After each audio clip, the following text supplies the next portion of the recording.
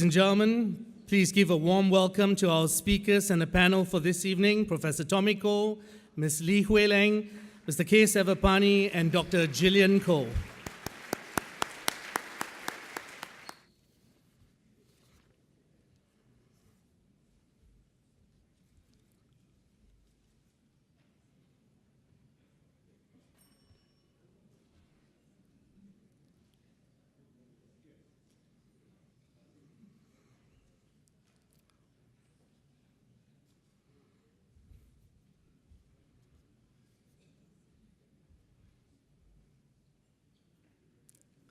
NUSS Intellectual Pursuit Subcommittee Chairperson, Mr. Jeffrey Koo, His Excellencies, Ambassadors, Honorary Councils, NUSS Honorary Member, Professor Wong Gang Woo, Management Committee members, NUSS members, distinguished guests, ladies and gentlemen.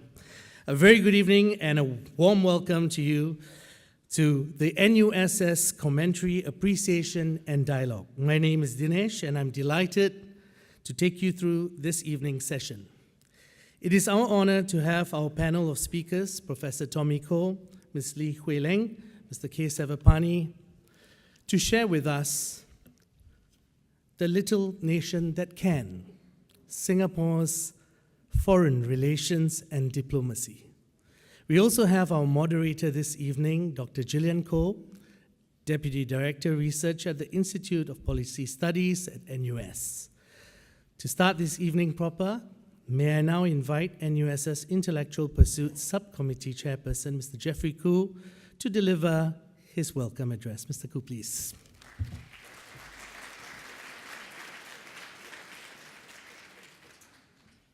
Good evening, Ambassador at Large, Professor Tommy Koh, NUSS Honorary Member Professor Wong Gang Woo, panel speakers Mr. K. Sevapani, Ms. Lee Hui Leng, esteemed contributors of our 26th NUSS Commentary, distinguished guests, fellow NUSS members and friends. NUSS is also very honored this evening to have the presence of ambassadors, high commissioners, and diplomats from 21 nations attending this dialogue. Now, a very warm welcome to all of you, and thank you for joining this 2018 NUSS Commentary, Appreciation and Dialogue. Now, first and foremost, I would like to extend my appreciation and thanks to our distinguished panel of speakers for consenting to speak to our members and guests this evening. Now, a little information regarding our commentary dialogue. The commentary dialogue is part of a series of dialogue sessions regularly organized by NUSS to encourage intellectual discourse among our members and contribute towards the development of Singapore's political and intellectual landscape. Now, unlike the traditional dialogues, the commentary dialogue is unique in that it seeks to bring to life the views shared by well-regarded diplomats and topic experts. Now, in doing so, to promote healthy discussion of issues significant and relevant to Singapore and the region. Now, over the years, we were privileged to have ambassadors, academics, writers, expert researchers to share their expertise and opinions during our commentary dialogues. This evening, we'll be discussing our latest publication, Commentary Volume 26, titled The Little Nation That Can, Singapore's Foreign Relations and Diplomacy. Now, Singapore's economic success and independence is attributed to its effective diplomacy and establishment of strong relations with other nations. In an increasing uncertain world filled with economic uncertainties and political transition, how Singapore chooses to navigate through this period would determine our nation's success in the decades to come. Now, here to join us on the panel today are three topic experts who have contributed to the commentary. Firstly, Professor Tommy Koh, who is Ambassador at Large at the Singapore Ministry of Foreign Affairs and our very own NUSS Advisory Board member. Prof. Koh currently wears many hats, holding key positions such as Special Advisor to the Institute of Policy Studies, which I understand has sometimes fondly been referred to as the house that Tommy built, Chairman of the Governing Board of the Center of International Law, Chairman of the International Advisory Panel of the Asia Research Institute, among others. Notably, Prof. Koh was first appointed to represent a very young Singapore as its permanent representative to the United Nations in New York in July 1968. Now, he has won multiple awards. If you go online, you realize he's probably got 30-odd awards.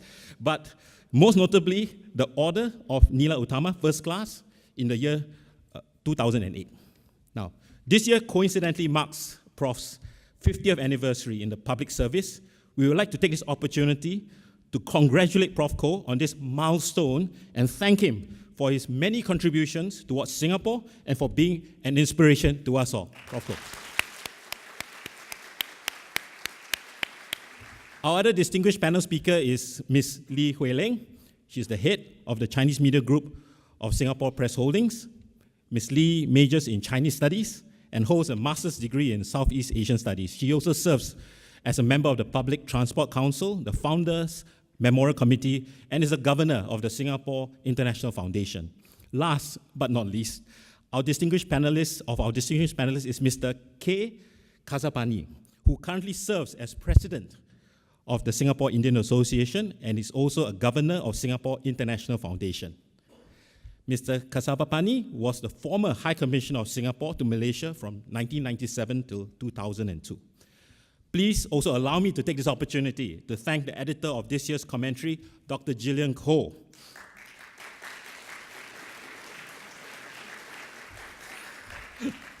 Who has graciously accepted our invitation to moderate this evening's session.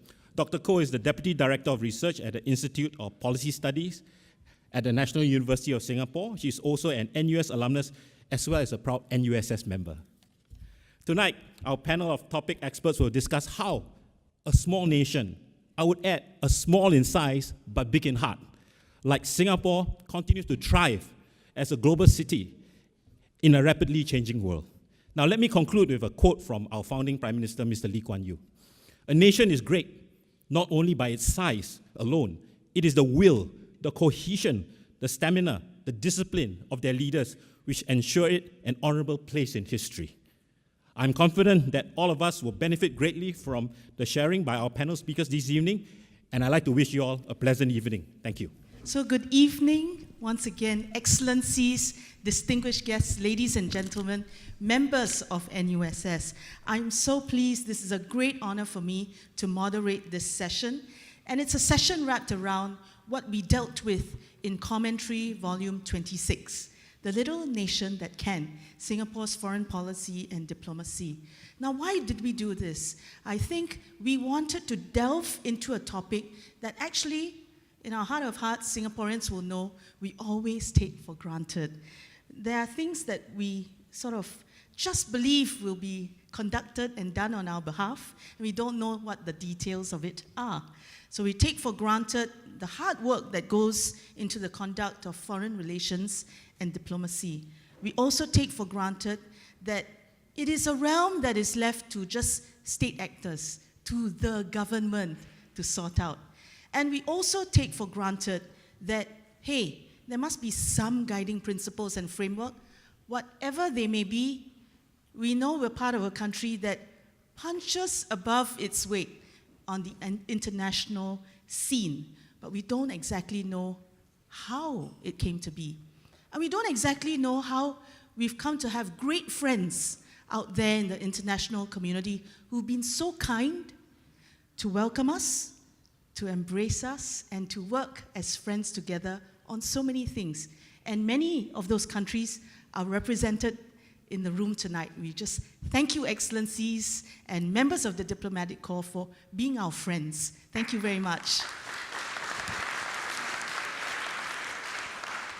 So in this volume, we decided, actually with inspiration from Prof. Tommy Koh, to go and invite 22 contributors to talk about the ins and the outs of how Singapore manages its foreign relations across the world. How do we make friends and also receive the friendship and the generosity from the international community right across the globe? So with that, I think we really want to thank all the contributors to the volume, but most of all, thank 3 special contributors for volunteering to be here tonight to take our questions. So let's begin, shall we? let me kick off with the first question to Prof. Tommy Koh, who wrote the chapter on the basic tenets of Singapore's foreign policy. So let me ask him this question. Sometimes it's said, especially in the Chinese language, that small countries have no foreign policy. And in the recent years, we also reminded of this saying that the strong do what they can and the weak suffer what they must. And this is some very old dictum by some Greek strategist called Thucydides. Should we agree? Do small states have foreign policy, or do we just have to suffer what we must? So over to you, Prof. Koh. What's your answer? I'm so short that I think I should stand up, or those sitting in the back will not be able to see me. I want to thank NUS Society for having devoted the 26th edition of the commentary to Singapore foreign policy and diplomacy. And I hope that many of you will have an opportunity to read this volume. Gillian has asked me two very fundamental questions. There is an ancient Chinese saying, 小国无外交, small countries have no foreign policy. Is this true? And my good friend Kishore Mahbubani, the former dean of the Lee Kuan Yew School, in an op-ed in the Straits Times, quoted, seemingly with approval, something that Thucydides wrote 2,400 years ago. He is the great author of the Peloponnesian War, and a very interesting attempt for him to explain how Athens and Sparta came to clash with each other. And in the course of his historical treatise, he had this famous line that big countries do what they can and small countries must suffer. Is this true? I would say it's not true. Yeah? I would say that in today's world, unlike in the ancient world, foreign policy is even more important to small countries than to big countries. I would say that we live in a world very different from the world of the ancient Greeks. In the post-1945 world, there is a UN Charter, there are laws, principles, and rules. And although we live in an imperfect world, it is no longer a world in which we are ruled by force. A small country is, of course, still subject to intimidation and coercion, but it is not so simple for a big country to overwhelm a small country, to occupy territory, overthrow its government.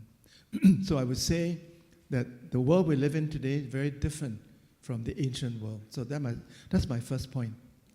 The second point I want to make is that a small country like Singapore survives and prospers in this world for two reasons.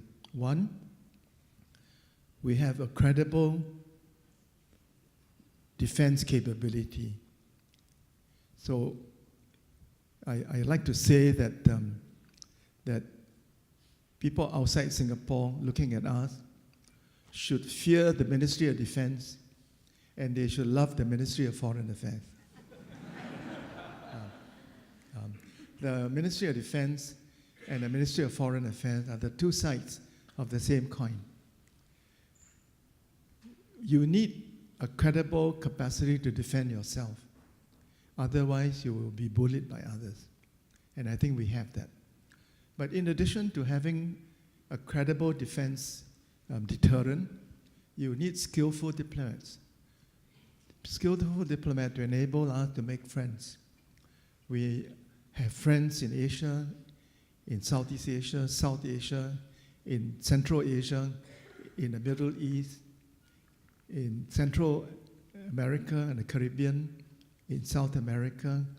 We are on very good terms with all the great powers, but we are not aligned to any of them. So you need both a credible defense capacity to deter aggression against you, but you need skillful diplomat to make friends with you. The third point I want to make, and then I'll finish, is that we try to build with like-minded countries a peaceful Southeast Asia and a strong ASEAN. Southeast Asia and ASEAN are central to Singapore's core interests. In addition to ASEAN, we try to build a peaceful Asia-Pacific, and ASEAN plays an indispensable role in bringing all the countries in East and Southeast Asia together around the conference table to promote linking up our economies to one another, to sit together to talk about our common security challenges. And ASEAN plays this role by creating forums like the ASEAN Regional Forum, the East Asia Summit, and others. In this way, we make a small contribution to peace in the larger Asia Pacific.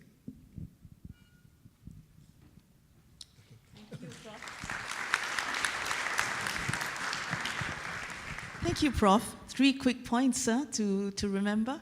Rule of international law, so the world today isn't like the ancient world. Second, that we have a strong defense capability, but we have very attractive, seductive diplomats.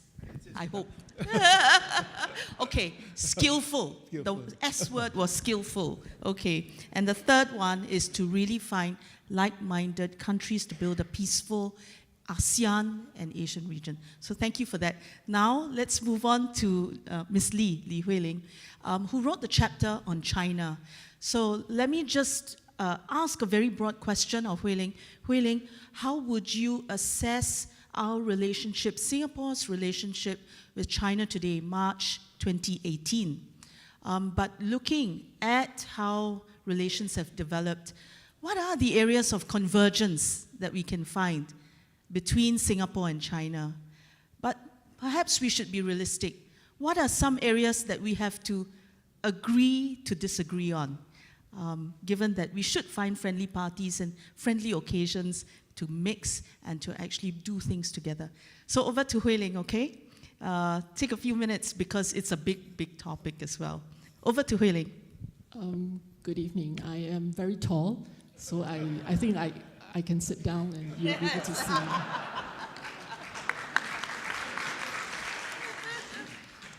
I'm thankful for this opportunity. Not that I volunteered. I was not told that it's such a big audience. It's just a sharing of a journalist who was based in Beijing before, and that was quite some time ago, in 2003 to 2005. I'm even more grateful to be with the 2 senior ambassadors, and I always feel like a student to be next to Ambassador Koh, Prof. Koh, that I always address him. I know the difficult questions I would be shielded by him later, so you can ask him the more difficult questions. I think to Gillian's question, how's relationship with China? I think there are many levels. I mean, we will ask the question, a lot of people are focusing on the Terex issue that happened in December 2016, and I think there was a lot of concern and whether this is the end of Singapore's relations with China. But I was based in Beijing in 2003, and if you remember, in 2004, then DPM Lee Hsien Loong visited Taiwan, and at that time the relationship was really bad. I just went there, and I remembered Ambassador Chin. He was then the ambassador to China. I asked him, what's he busy with? He was like, 打蚊子. He's very free that he can swat flies. No, it's mosquitoes. And he was telling me that they have been 坐冷板凳, sitting on the cold bench, getting cold reception. So I could feel how bad relationship was. And as correspondent based in China at that time, we were also relatively free because actions basically, I think it almost stopped between the two countries. All visits that was supposed to happen did not happen.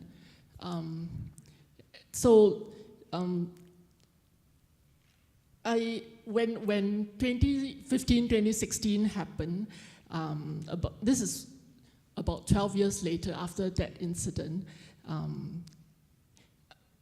I always ask myself, so was relations worse in 2004 or in 2016, 2017? Because in 2016, 2017, actually, everything went on, at least on a superficial level. You don't get very high-level visits, but still business went as usual. So I have no straight answers to that, but I can only say that we have to remind ourselves that we are faced with a very different China now after 12 years. So it's not the China that we are talking about when Deng Xiaoping visited Singapore much earlier. You just compare 12 years before and 12 years later. It's very different. And this uniqueness about, this is something that I was asking Prof. Koh, because in our other relationship, we don't get that our friend from, if this is an equation, at the other end of the equation, they don't, China has grown so much and is really much stronger and is a major player now. Overall standing and both the hard and soft power improved so much in just in the past decade. I have to keep reminding myself this. Although we know that China's development has not been even within China itself, but it's, say for we take the first-tier cities, we compare ourselves with them, or how they have improved in first-tier city, say Beijing 12 years ago and Beijing now, Shanghai 12 years ago and Shanghai now, and all the tech companies that we are talking about, the Alibaba and Tencent and all those. And we are feeling that kind of impact. So I don't know whether when we deal with China, I think we have to learn some lessons from the past. So 12 years ago, what was the lesson that we learned? I will ask that question. So 12 years later, apart from being very principled, still, defending our national interest, of course, what have we learned out of that whole incident? And now that the other side of the equation has changed so tremendously, what will happen to this side of the equation, ourselves? Yesterday, or the day before, Straits Times had an interesting article that in their letters that we need to have more China specialists. We need to nurture China specialists. Not that having a lot of China specialists would solve all the issues when we deal with China, but it's really a question that we should ponder, whether we have enough people who understand China and is able to talk to them. I wrote in my article quite subtly because I think we are quite fortunate that we had a generation of diplomats, scholars who are very familiar with how the United States works, educated in the West. But we really don't have enough of those in this era now. We are starting to send people to China. It will take some time, I think. And anyway, it's a different China now. So on the different levels of our relationship with them, I think the leaders understand the worth of having Singapore as a friend, I mean from China. Business people, they are very pragmatic. Those who understand the value of Singapore, I think they will work with us to their interest. They understand what are the things that Singapore are good at. So they actually value us in many ways. But they know that we are culturally very different when we think of business. Then peoples to peoples level, I think it depends. The incident that happened not too long ago, I think it's very different from 2004, I would say, because of the influence of media, social media, now that is so prevalent in China, you sense that kind of unfriendliness. In 2004, when I was based there, when it happened, the officials over the other side, that was because of Taiwan, right? Because then DPM Lee visited Taiwan. So they would say, why are you doing this to us? We are a family. But now they wouldn't say this. They would think that we are also arrogant people, so much as we think they are.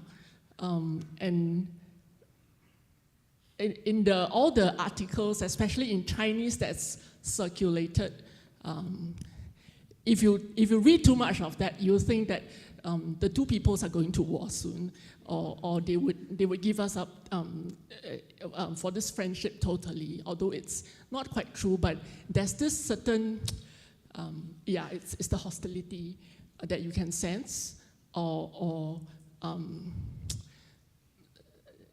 less of a trust now. So that part of it, I think, the relationship that we have with them, it's now warm now. Okay. Yeah, it's now warm, and it will get better. But that distrust, I am not so sure whether we can recover from that. And in Xi Jinping's meeting with PM Lee last year, I think in that Xinhua article, there's one word that was brought up, that we should strengthen political trust. I think that part of it probably, I don't know how we can do that, but to them, they are also looking at this political trust. Okay, I notice Hui Ling is now looking at Prof. Koh, and Prof. Koh is hanging onto the mic. Prof. Koh, can we invite you to say a word? Is that all right? Yeah. Is that all right? Okay. I'm not a China expert like Hui Ling, but I'm one of China's oldest friends in Singapore. I have, in 1974, when I was returning to New York, the Singapore government entrusted to me additional responsibility of beginning a dialogue with the People's Republic of China. And I succeeded in establishing a very warm relationship with the then Chinese ambassador to the UN, Huang Hua, who later became foreign minister. And I had the pleasure of organizing the first meeting over dinner between the Singapore foreign minister and the Vice Foreign Minister of China in October 1974. And I had the pleasure of organizing the visit to China of three of our leaders, Mr. Rajaratnam, Dr. Goh Keng Swee, and Mr. Lee Kuan Yew. My answer to Gillian's question is a bit different from Hui Ling. I would say the relationship between China and Singapore is very good. It's comprehensive, substantive, and good. And I'll give you some facts and numbers. Singapore is the largest foreign investor in China. That is a fact. If relations are not good between us, would we be the largest investor in China? I don't think so. We are the only foreign country that has 3 iconic government-to-government projects in Suzhou, in Tianjin, and now in Chongqing. We are the only country with which China has a joint ministerial council, co-chaired by a deputy prime minister of Singapore, and either a vice premier of China or in recent years by Zhang Gaoli, who was a member of the 7-member standing committee, the Politburo. And if our relations were not good, would President Xi Jinping invite Prime Minister Lee to visit China less than a month before the 19th Congress of the Communist Party in October last year? So my submission to you is that relations between China and Singapore are substantive, comprehensive, and good. Mr. Pani, you wrote the chapter on Malaysia, arguably the most important foreign relation partner we have, our closest neighbor, Malaysia. So may I just ask you for your assessment of the relationship that we have with Malaysia today, March 2018, but also sketch out for us any factors you think might play out that might change the state of that relationship that we have today. Whether it'll be a hiccup or a very structural change, we just welcome you to help us think the unthinkable. And the point of thinking the unthinkable is then for us to really anticipate and see if we can make sure that there will be no hiccups nor any negative change. So over to Mr. Pani. Sir. I'm neither short nor tall, but I always follow my mentor.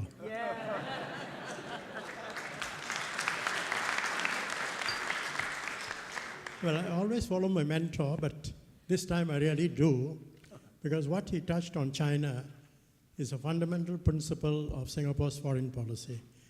Don't be pushed around. And this applies particularly to relations with our close neighbors. When we became independent in 1965, President Suharto tried to push us around. Sukarno tried to push us around by saying, we will invade, crush Malaysia at that time, including Singapore. We stayed firm, and that gave us respectability. Over the term of times, particularly during the period I was there, 1997 to 2003, again, there were attempts to push us around. For example, on several issues, outstanding issues we had with Malaysia, the then Prime Minister, Dr. Mahathir Mohamad, thought he could push us around, particularly on the issue of water. We had an agreement, an MOU, or points of agreement, where water was already a settled issue. But when he came, he decided to take this issue up and say, no, you people are paying abysmal price for water, I want it increased. So we, in the spirit of good neighborliness, we said, okay, but there are other issues to be settled, and why not put it in a comprehensive package and attend? But he just we wouldn't bend to his will, and therefore the issues were left unresolved right until the end. And a time came, we said, okay, enough is enough. We can't do business with this man who kept inflating, fluctuating the prices all over. Then comes that was about I won't say most horrible, but close. When we did not know one day to another what he would pick on. One day he would pick on Pedra Branca, another day he would pick on water, another day he would pick on flights all over so we had about 5 or 6 issues. And that caused a lot of problems. But our principal foreign policy, because we said, look, our legalistic foreign policy is this, we will go by that, you want to come and settle it, we will settle it. Then came Abdullah Badawi, whom was a very nice man, we all liked him. But unfortunately, he did not have the political clout. So he believed that, on certain issues we could, agree and settle. But within few months after he took into office, he was declared an enemy of state, and therefore he could not do anything more. And he didn't have the stomach to fight. Then we just had to wait, and then Dato Sri Najib came, and we found that we could do business with him. And we have done business. We have settled most of the issues. Water has been settled, the railway land has been settled. So all the issues have been settled.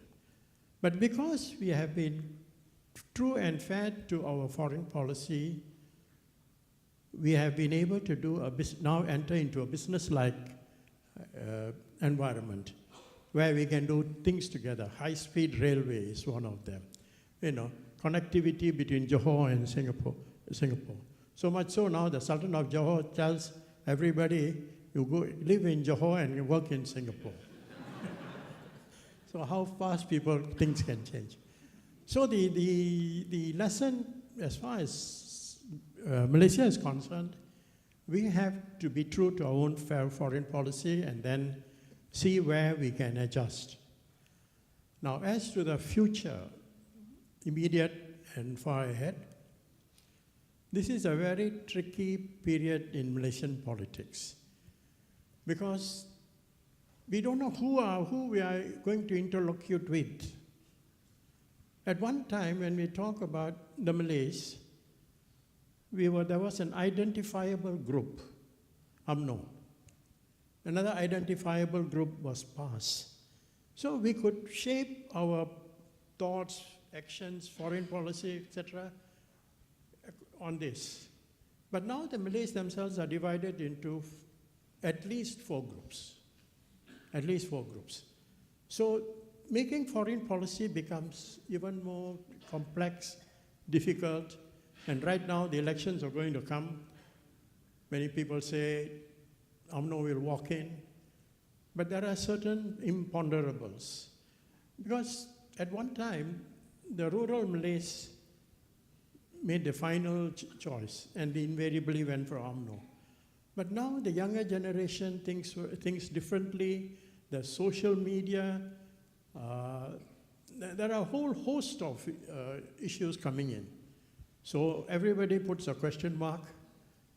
And for us, again, coming back, we will deal with any government that comes into office. That's one of the basic principles of foreign policy. We deal with any government that comes into office. So it's going to be a very tricky few years now until the situation in Malaysia settles. Meanwhile, we just do what we think is the best for Singapore and go ahead. And in the context of ASEAN, because ASEAN is Tommy and I are very committed ASEANists. Some of them are not, but we are committed. And we believe that within the context of ASEAN, Singapore and Malaysia can play a very substantive role to keep this region peaceful and harmonious. Thank you. Thank you. Thank you, Mr. Pani. I can see that there's some resonances between what you and Hui Ling have said, that while we stand firm and we have a principled foreign policy, we probably have to interpret and reinterpret it based on what's happening in the domestic front. And so in your case, you cited that there is no clear interlocutor from a picture which is not so complex in terms of the Malay politicians and who's leading and who has authority. You see that fragmenting into 4 camps, right? Much like Wei Ling was saying that China no longer perceives itself as it used to be in 1979, that the ground there has changed as well. So things are changing. It's a complex world. And I think you have your questions as well about how Singapore will go forward in this world, in this landscape. And so if you have, you'll allow me the permission, let's open the time up to all of you to ask your questions. Raise your hand and just identify yourself. Help us to go to the microphone so that, you know, okay, on some occasions we can take the mic to you. Okay, please tell us who you are and share with us your question or comments. And everybody else who wants to ask questions, go ahead to the mic. Thank you, sir. Please Good go evening. ahead. My name is Hussein Suleiman. I'm ambassador of Kazakhstan to Excellency. Singapore. First of all, thank you very much for a very nice edition of the commentary. I'm impatient to get back and to read it from A to Z. My question is of geopolitical nature, and it mainly goes to Professor Ko, but Tillian Ko and Ms. Lee are welcome to elaborate on it. First, on March 8, 11 countries have signed CPTPP, and the comeback of the US is vague and is an illusion for at least a couple of years. Second, last year on 15th May, 29 countries gathered in Beijing for the Belt and Road Initiative. Third one, Beijing is actively pushing the Comprehensive Regional Economic Partnership Initiative. The fourth one is Singapore is the chair of ASEAN, and ASEAN is an entity which I'm sure is taking into account all these developments. And the last but not least, in January this year, 4 countries, it's US, Australia, New Zealand, and Japan, spread the news that they are thinking about creating an entity which will be a sort of CRAP, a sort of economic partnership entity. And my question is there any hope that these entities will be complementary to each other? Or will they continue to be of each other's containment devices? Thank you. Thank you. So all those developments, will they complement each other or will there be further contestation? Can we take one more question, Dr. Francis Pavri? Francis Pavri, Yes. NUSS member. No, this question pertains to a news item that was in the papers, I think 2 or 3 days ago. This was Dr. Linda Lim. And she was saying, Singapore being a small country, our foreign policy seems to be directed to China, to the US, to Europe. And she says that, you know, with Trump, you know, looking inwards, with China, even the BRI, the Belt Road Initiative, we seem to have left out. You know, they go to Sri Lanka, they go to Malaysia, but somehow Singapore has not been part of that picture. So what she suggested is that we should look to our close neighbors rather than to those guys that are far away, specifically, you know, ASEAN, you know, Malaysia, Indonesia, Vietnam, Philippines, etc. Her term was the Malay world. Right. So my question, no, and she's right in some ways, you know, being part of NUS some time ago, we have NUS overseas colleges, and all our overseas colleges, there's one in Germany, there are 2 in the US, there's one in Shanghai, or 2, and one in Beijing, maybe one in Japan, but none in our immediate neighbors. There's nothing in Malaysia or Indonesia, etc. And we have no specialists, you know, she was talking about specialists. We may have US specialists, European specialists, but we have no Malaysian specialists, Indonesian specialists. So shouldn't we be looking closer to our own neighborhood, send our students exchange programs, etc., rather than go all over the world.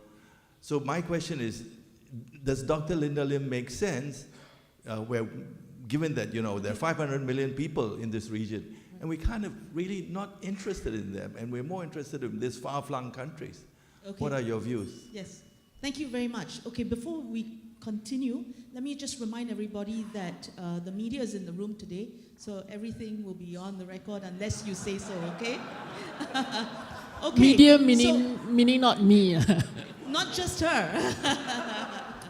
So all the developments, Belt Road, CP, TPP, and so on and so forth, are they complementary or they will lead us to greater fragmentation and contestation? So let's have Prof. Koh answer that, and anyone else. And then Francis's question, you have to take it first, Mr. Pani, I'm I afraid. will take it first. Okay, over to Prof. Koh and Hui Ling, and then over to Mr. Pani. I thank the Ambassador of Kazakhstan for raising so many interesting questions. I will just try to answer two of them. Whether the CPTPP and RCEP are it's quite a mouthful. So why don't I spell out their proper name? Huh? As you know, after 5 years of strenuous effort, 12 countries arrived at a mega trade deal called the Trans-Pacific Partnership. However, with the election of President Trump, the United States withdrew from the TPP, which was a great disappointment to the remaining 11 countries, because this was so important to the former President Obama. And this is one of his important legacy. But President Trump does not like multilateral trade deals, and he withdrew. Most people thought that with the withdrawal of the United States, TPP is dead, you know, but surprise, surprise, it's not dead. The 11 remaining countries decided this is too important an agreement to be given up. And another big surprise, Japan, which is usually a follower of the United States, decided to be the leader. So Japan took the leadership to make sure that the TPP survives. There was a period of negotiation among the 11 remaining countries. The negotiations focused on certain provisions in the TPP which contain concessions by several countries to the United States. And they feel that now that the United States is not part of the agreement, they wish to put on ice the concession they had made to the United States. So we arrived at an agreement to freeze 22 of the provisions of TPP, and we gave it a new name. We call it the Comprehensive Progressive Trans-Pacific Partnership, and it was signed earlier this month in Chile. So CPTPP is well and alive.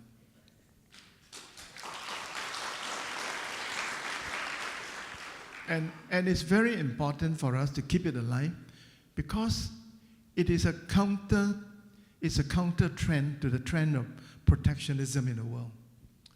We must fight against protectionism in all its forms. We must uphold free trade. We must defend the WTO. We must defend both bilateral and plurilateral trade agreements. So that's on CPTPP. RCEP means Regional Comprehensive Economic Partnership. It's another mega trade agreement in the making, and there are 16 countries taking part in this negotiation. The 10 ASEAN countries plus China, Japan, South Korea, India, Australia, and New Zealand. The 16 of us will try our best to conclude the agreement this year. And chances are fairly good that it can be done. If we successfully conclude RCEP, it will be the biggest free trade area in the world. Yeah. And again, it's very important for us who continue to believe in free trade to put into practice our belief The TPP is one example, RCEP is another example. If you ask me, are they contradictory or complementary? I say all free trade agreements are good. And even though there may be some overlap, some contradictions, we'll sort out those as a second order thing. The most important thing is we must continue to promote free trade, trade liberalization, economic integration, and we must oppose the protectionism that we are beginning to see in the world.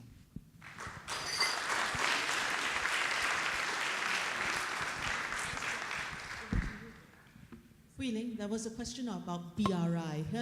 So No, just add a little bit to China and perhaps how I China will view all these No, things. I don't think we are being excluded for the Belt and Road initiatives. In fact, I think they won our part. In fact, we were the first we were the first who participated in the bank, and I know for the financial sectors, they actually understand the importance of Singapore. And right now, I think there are 8 Chinese banks in Singapore already. So they are doing a lot of business here, using Singapore as an important base for that. But I agree with you that we should nurture people who are familiar with this region. Not that I don't know whether, is it that we don't have specialists. We have a very established ISIS. We have Southeast Asian studies in NUS, I think. So, but it's a matter of choice of students. I think even in the report for Future Economy Committee, they are trying to encourage students to go to our region to learn the language and to understand more about it. But whether or not the students would take that up, I am not too sure.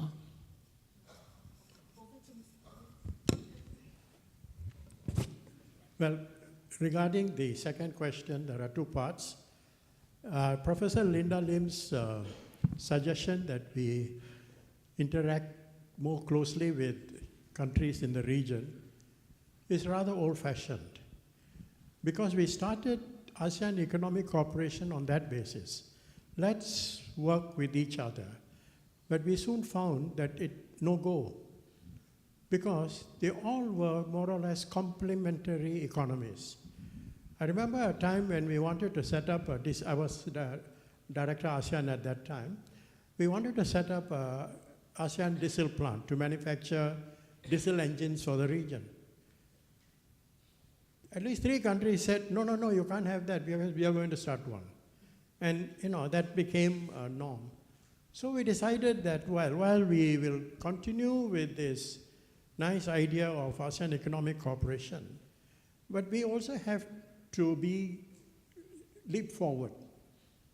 That's how we leaped forward to China. We leaped forward, kept our links, in fact, strengthened our links. Because we are a global city. We are not as large as Indonesia, which is self-sustaining, which has a population which can subsist. No, we can't. We have to go and earn our money, earn our keep abroad. So that's why I was quite surprised when Professor Lim said, pay more attention to this thing. It's not that we are not going to pay, but because Indonesia and all are growing up, so we will do. But we have to have many irons in the fire. India, for example, was neglected until Goh Chok Tong, Senior Minister Mentor, or Senior Minister said, watch India. And today, we have 90 flights from Indian cities into Singapore. They call us, we are the best domestic airport for India. So if we had been insular, if we had been looking, and thirdly, envy. It is an element. So we can't just say, ASEAN is everybody is brother. No. I want this, So there are many elements. So anyway, the second one was in 1968. Dr. Goh Keng Swee spotted the weakness that we do not understand the region.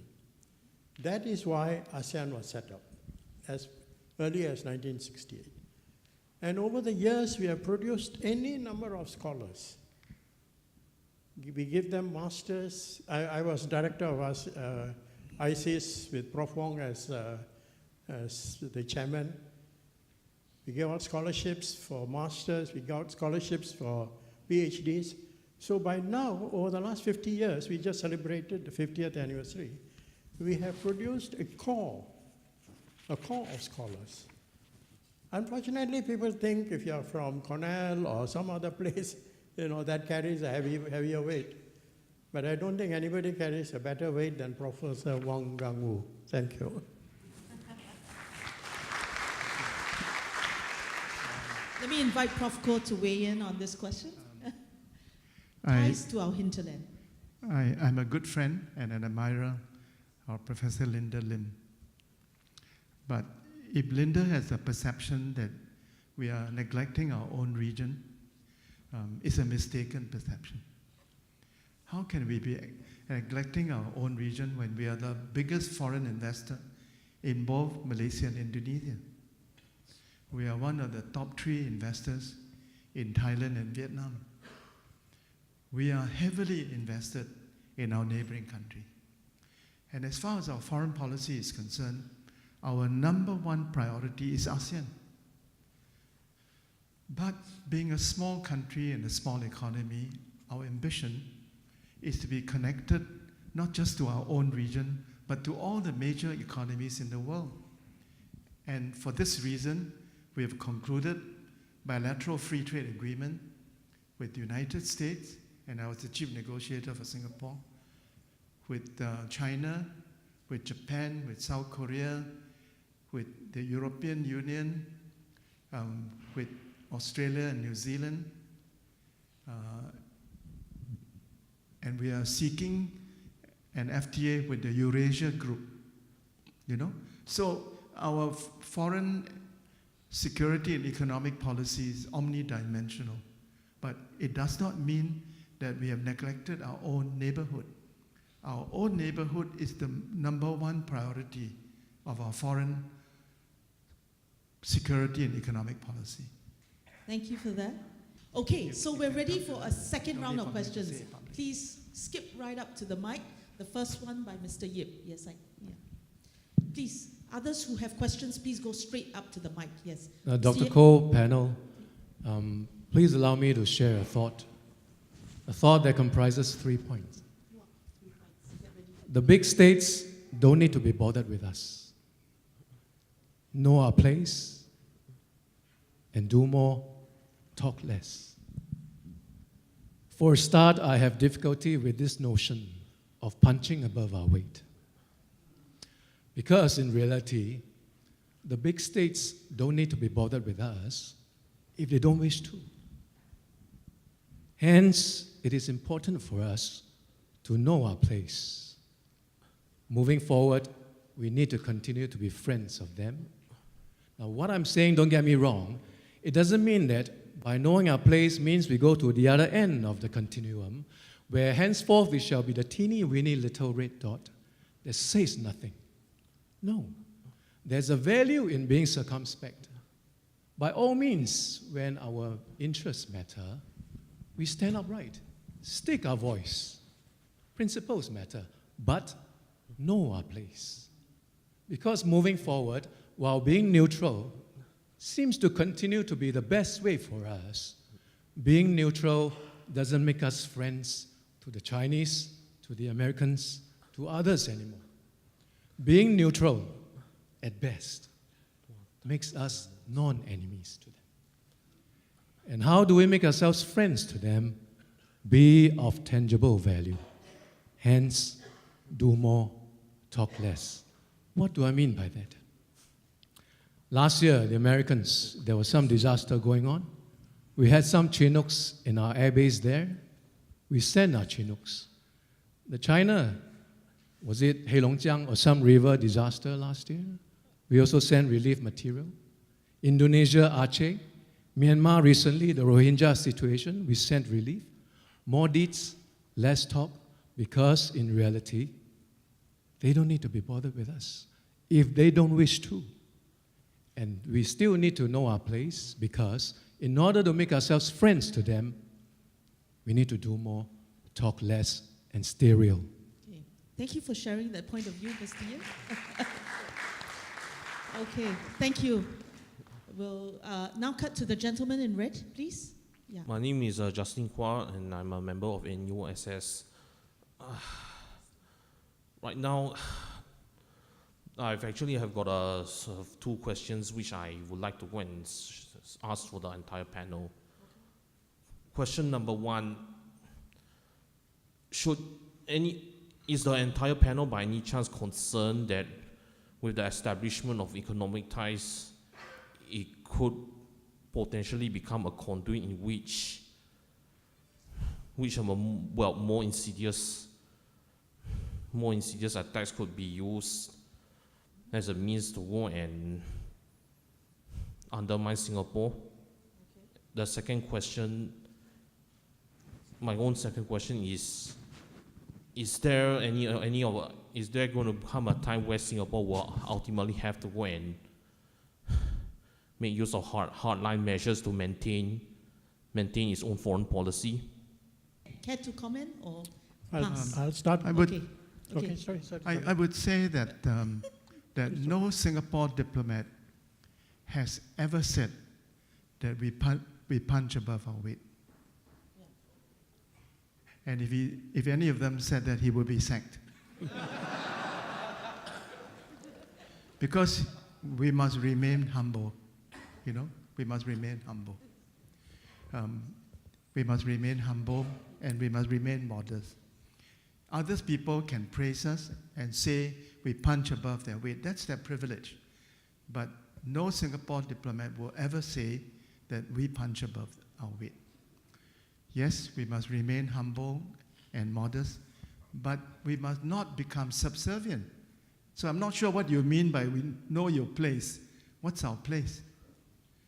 Certainly we are not a small country that must suffer whatever the big countries do to us. That's a different world, This is why it is so important to our national interest to strengthen the rule of law in the world. We want to work for a world governed by rules and not governed by force. This is why the rule-based regional order and the rule-based global order is so important, not just to Singapore, but to Kazakhstan, to all other countries in the world, So I don't like your phrase about know your place. I'm not sure what that means. And it, unfortunately, smacks of what Thucydides said 2,400 years ago, which I do not accept. That we may be small, we must remain humble and modest, but we must be dignified. And we must, in a firm but polite way, defend our national interests.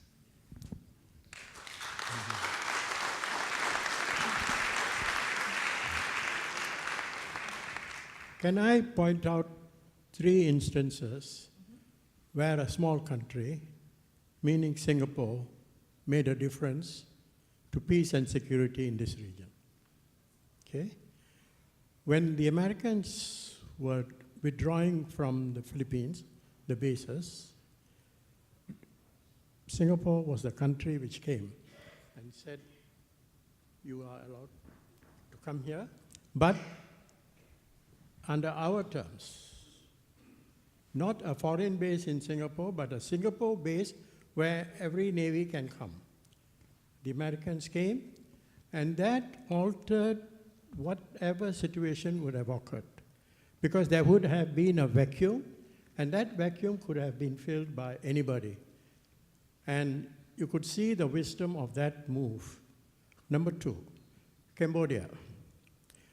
When the Soviets decided to use Vietnam as a proxy and to invade Cambodia and Laos for that matter, so that they can have the spread of communism, it was Singapore which led the diplomatic effort at the United Nations to stop it. Of course, we didn't do it alone, but we marshaled forces. But at the UN, we were one of the main fighters, Mr. Rajaratnam. Afghanistan was another example where Mr. Rajaratnam wrote a pamphlet, where he said, what is the significance of the Soviets being stopped? So it doesn't matter, small country or big country, but if the issue is right, the principles are right, you go in and fight and stand for it. Otherwise, you'll be just regarded as another wishy-washy country which doesn't count for anything. So over and above, we have shown example by example how where principles come in, we stand by the principles and we'll follow up with action. There are others, but we'll stop at that. Right.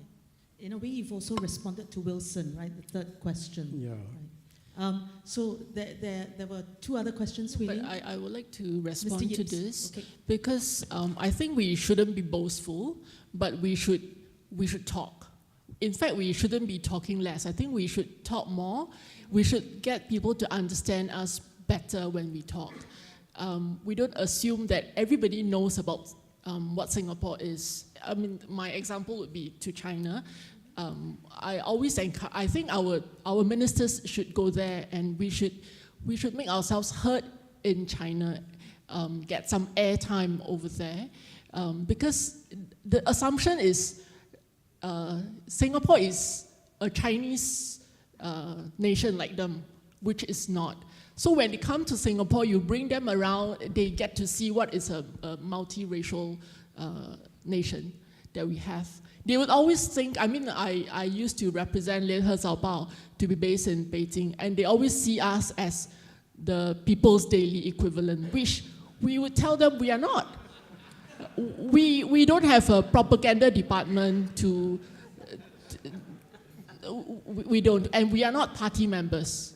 We always have to explain to them all this. So I think we should talk to them and to get them to understand us. What an interesting perspective. Talk is important, Mr. Yip. Okay, so now to Justin's question. The more embedded we are in terms of economic linkages, isn't that a way in which more insidious, maybe more pernicious forces can come through as well? Because you can be held to hostage by those economic links. Okay? Anybody wants to attempt? Well, okay, let me... No, but it's very much an interlinked You're both linked to world each other. now. Uh-huh. Yeah, Okay. so we are all interdependent to each other. I don't think that will cause harm eventually, yeah. Please. Good evening, Your name? panelists and Dr. Koh. My name is Mary Soon, and I'm a member of NUSS. Actually want to bring up about talking talk. So to talk, we need the language. And I'm amazed that though Singapore, our national language is Malay, many of us don't know Malay except for Makan and Tidur. So I am quite interested in the Malay language, and then I attended one or two classes. And once I went to the library, and I was amazed I couldn't find a single tape on learning the Malay language, where there are numerous tapes on Chinese, even Cantonese, Italian, etc., etc. So where is our focus? And of course, we have these big neighbors around us, Malaysia and Indonesia. So I think that is what Dr. Lim said, there is a certain element of truth that we do not have enough focus on understanding our neighbors. The second point is when we write constitutions, free trade agreements, CPTPP, etc., you use language, and you can quarrel over a word if we don't understand it properly.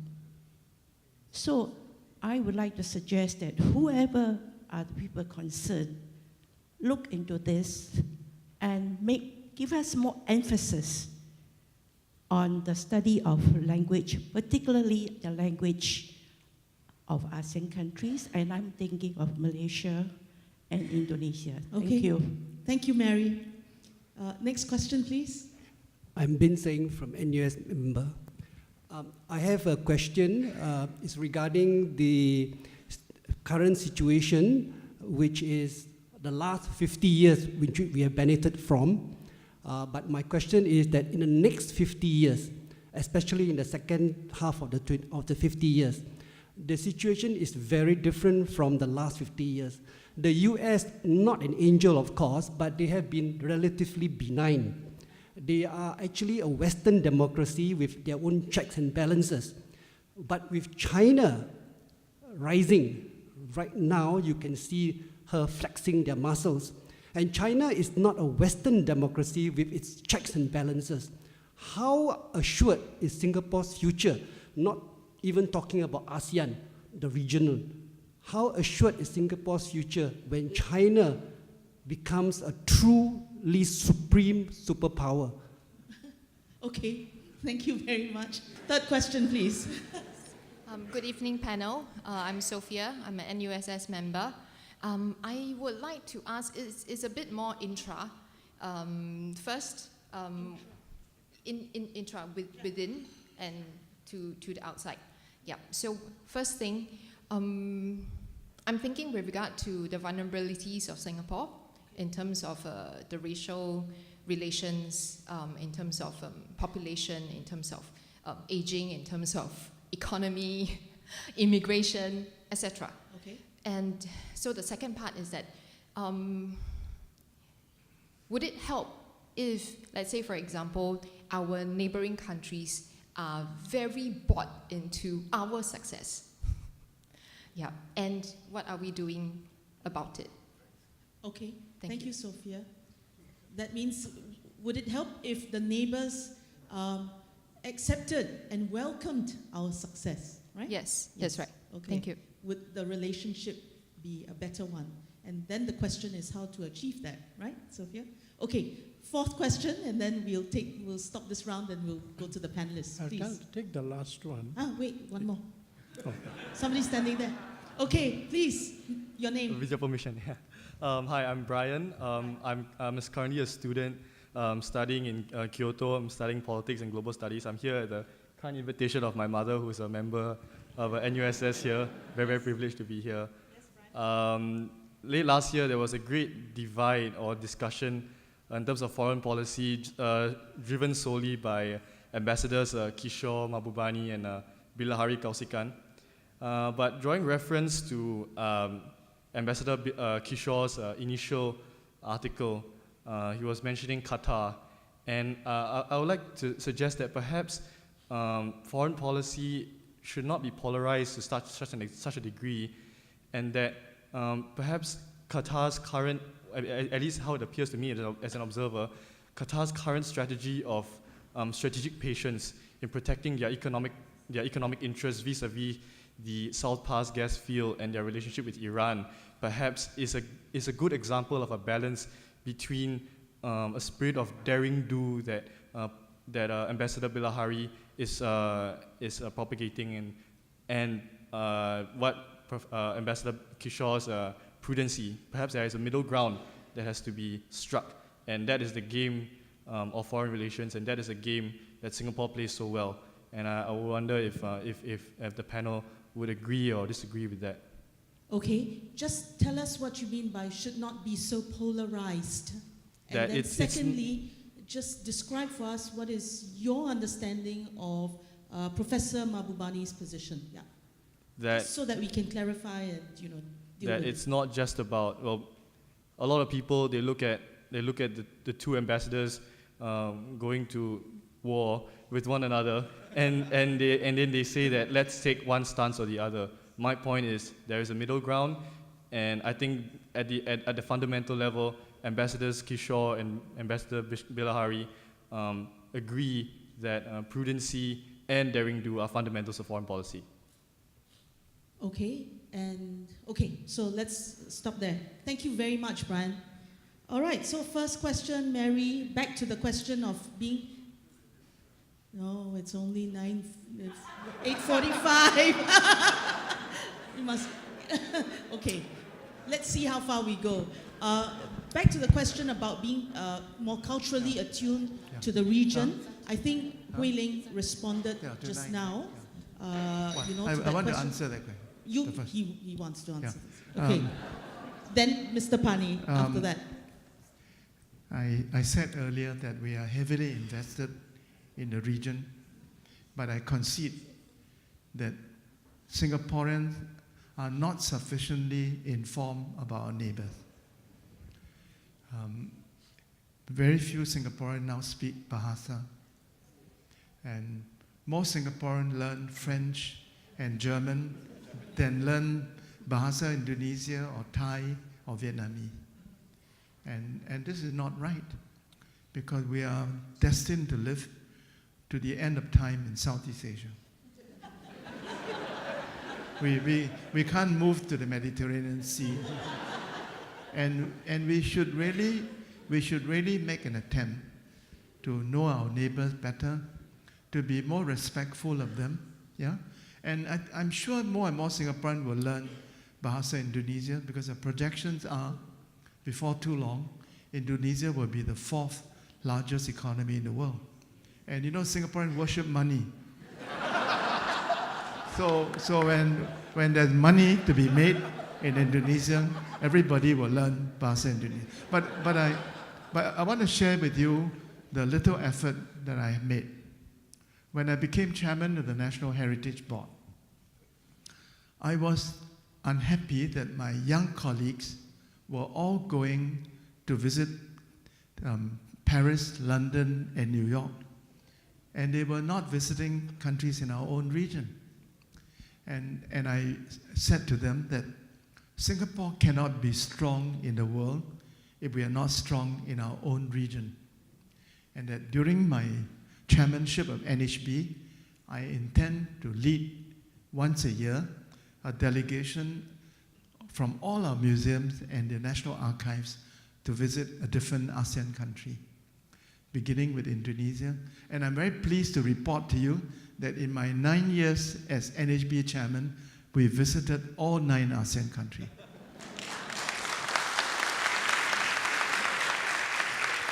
But we must visit our neighbor with the right attitude, you know?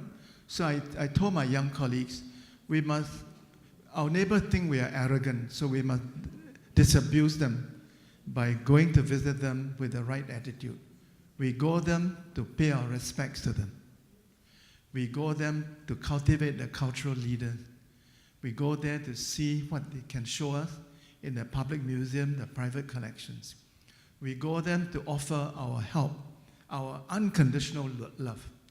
Nothing in return. We don't beg for anything in return.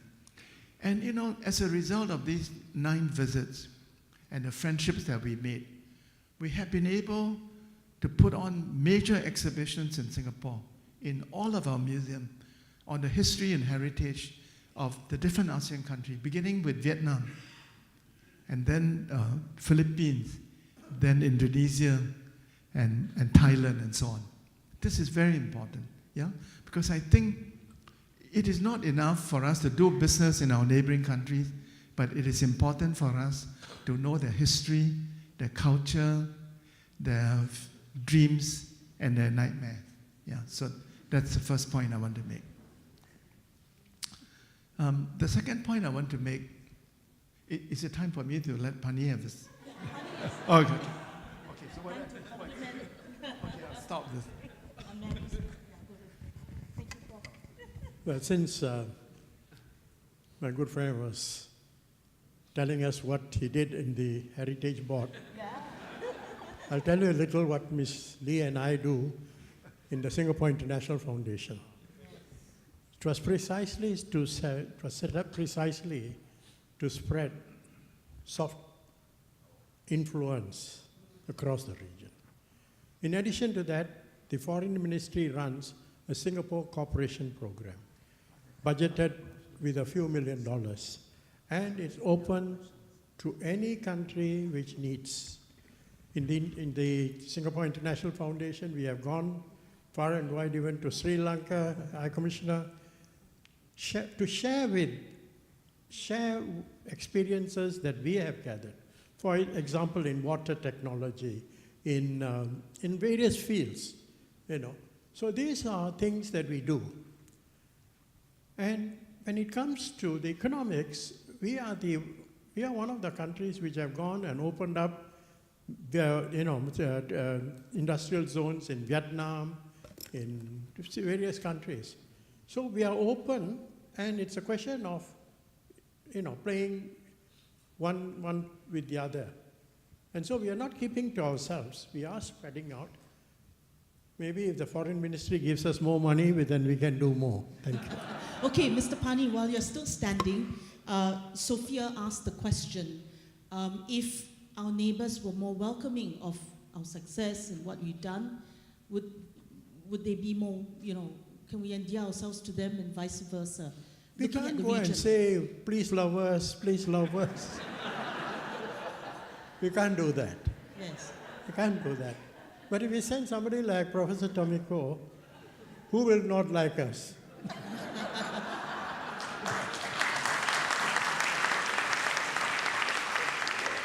So it's a question of sending the right person with the right message and let it spread. Let it spread. I went to Bandung just about 8 months ago with a SIF team. I went to see the mayor of Bandung. Straight away he said, I'm an alumni of SIF. Alumni of SIF. And whatever I've learned through. So the message goes, but we can't go and say, please love us. We can't. So if they actually, love us and accept us. What you're saying is to show love first. Love first, yeah. Right. There you go. Thank you. Maybe we have to have a love fest, ASEAN Love Fest. Well, but Pani, I must tell you a happy story. Okay. You showed love to Bandung, and Bandung showed love to me. It's a happy story I want to share with you. Last year, Bandung is a famous university town. No? It's got a very famous institute of technology, but it also has another university called Pajajaran University.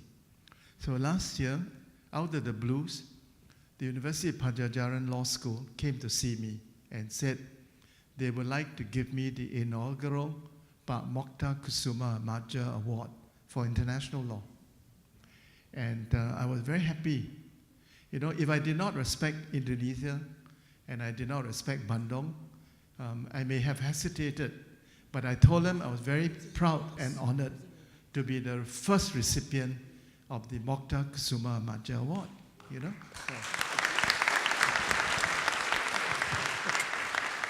Okay, over to Hui Ling.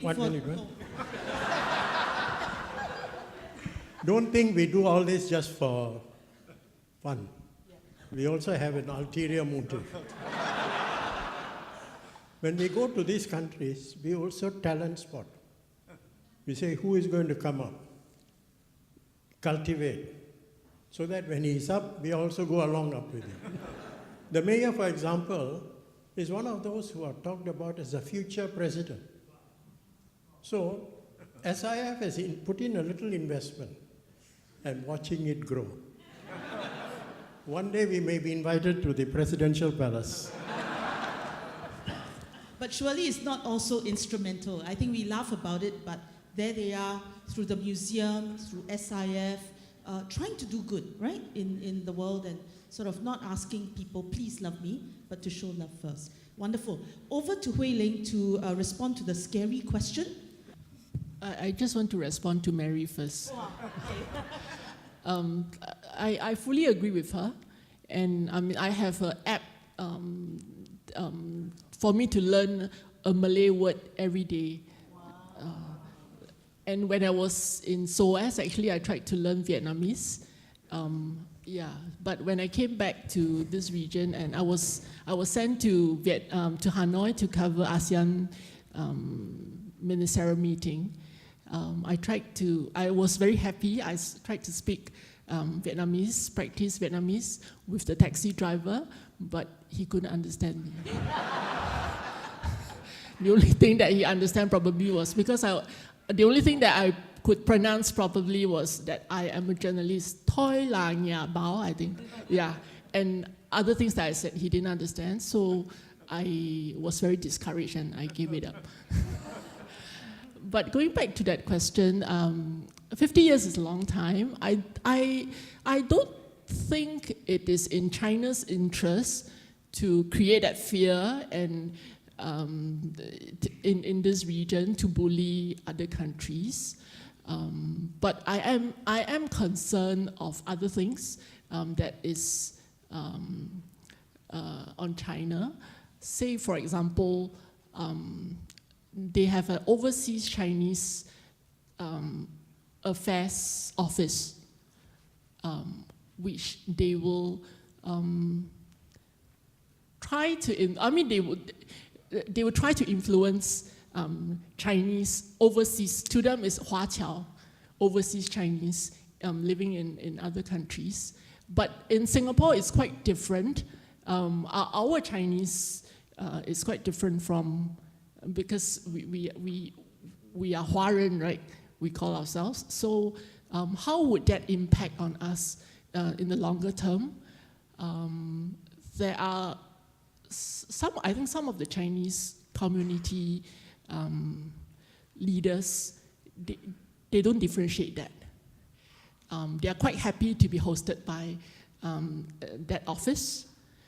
In fact, I think on 3rd of March, I mean the media is here, I don't know whether I should say.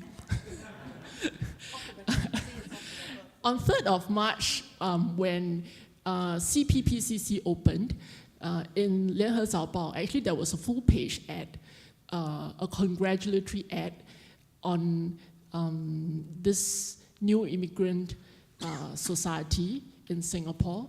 I think the president was invited to participate in CPPCC in Beijing as an observer. So there was a full page ad. I don't know what would the impact be.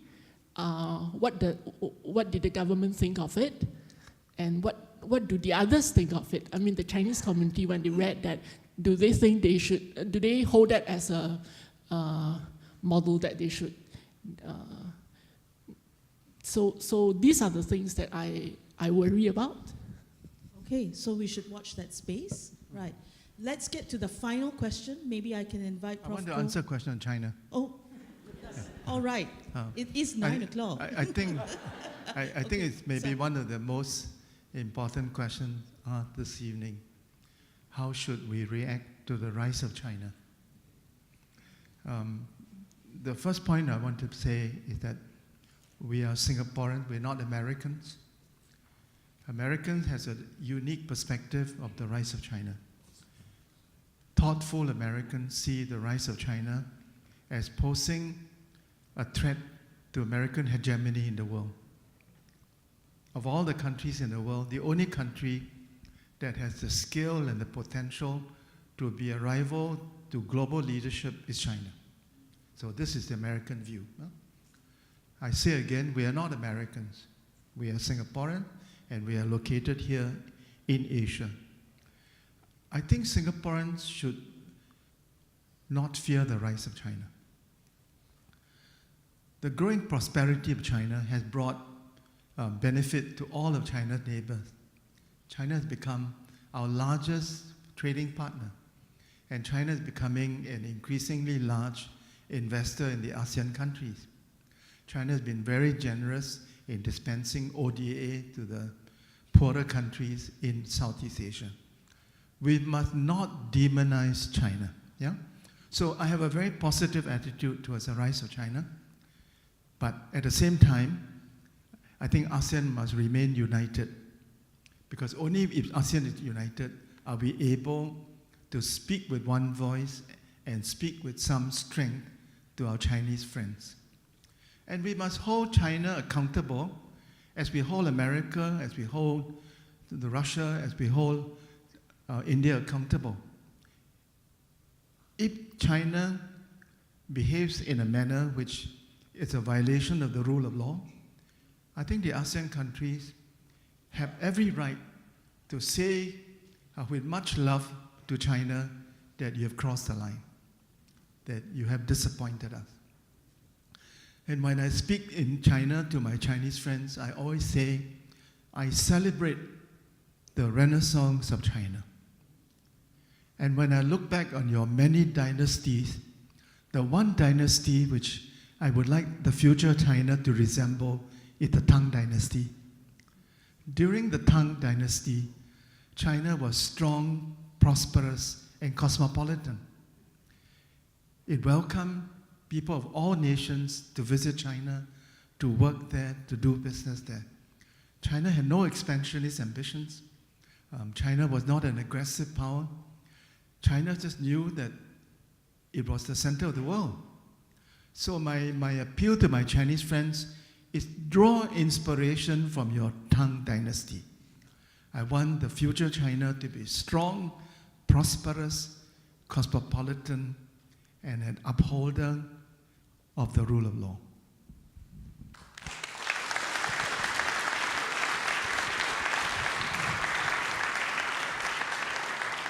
We're almost about out of time, so may I just invite closing comments, and in the process, you might want to respond to Brian.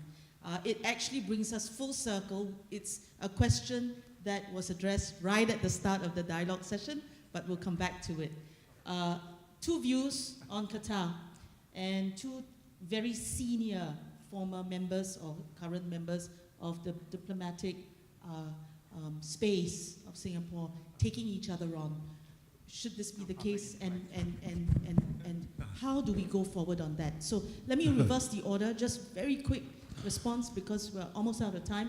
First from Mr. Pani, then Ms. Lee, and then Prof. Koh. Okay, go.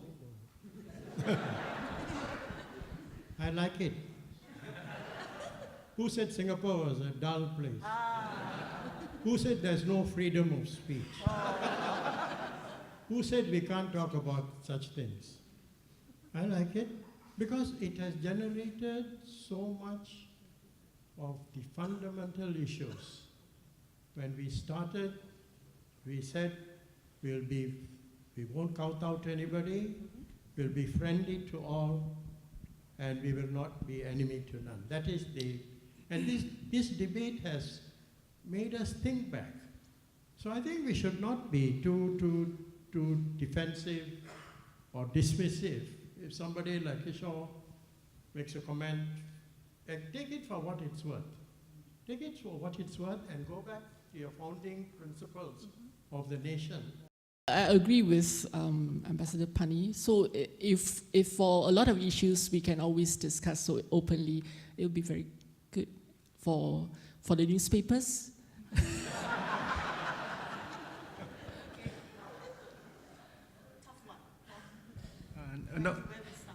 No, it's not a tough one. I love both Kishore and Bilahari, and I was disappointed that the exchange became very acrimonious. I think one can disagree, but we must try to disagree in an agreeable and respectful manner. I think both parties have a valid point.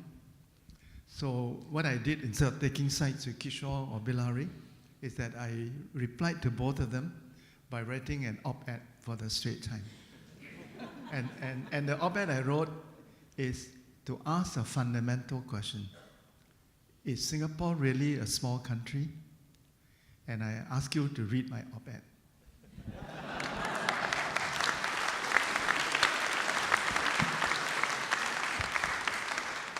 So does a small country deserve to have a foreign policy? I hope you've heard enough to convince you that certainly this small country has, and it's a principled stance.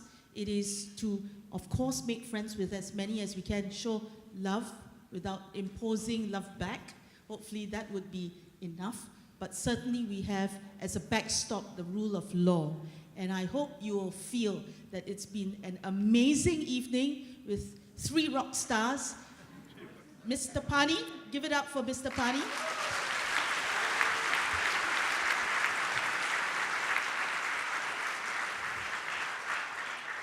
And Hui Ling, who knows China inside out. Actually, she's only given you 0.15% of what she knows. And the next chap is not just a rock star, he's our national treasure. Agree? Yeah. Panel, just a few minutes more. Ladies and gentlemen, we'd like to recognize the efforts of our lifelong supporter and a public servant for so many years. We mentioned that earlier today, 50 years. Professor Tommy Koh, who actually contributed to the commentary, volume 26, and also marks, as I mentioned, 50 years. Professor Koh was first appointed to represent young Singapore at the United Nations in 1968. And NUSS congratulates Professor Koh on this milestone, and thank you for being such a role model to all of us, the alumnus of NUS, and also simply a brilliant Singaporean and a global citizen.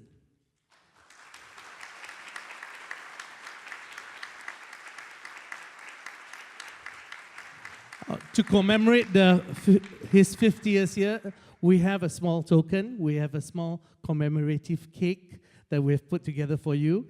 And for this, we'd like to invite Mrs. Koh, Professor Wang Gangwu, Mrs. Margaret Wang, members of the NUSS Management Committee, to join Professor Koh on this happy occasion, cut a cake with us, and for everybody, we'll be celebrating with the cake outside with a cup of tea. So just bear with us for 2 minutes, right?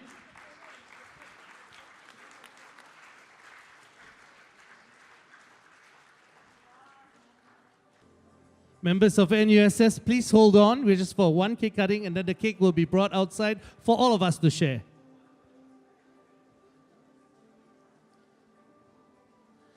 How about a big round of applause for Professor Tommy Koh? Congratulations, sir, again on the golden anniversary of your public service to our nation.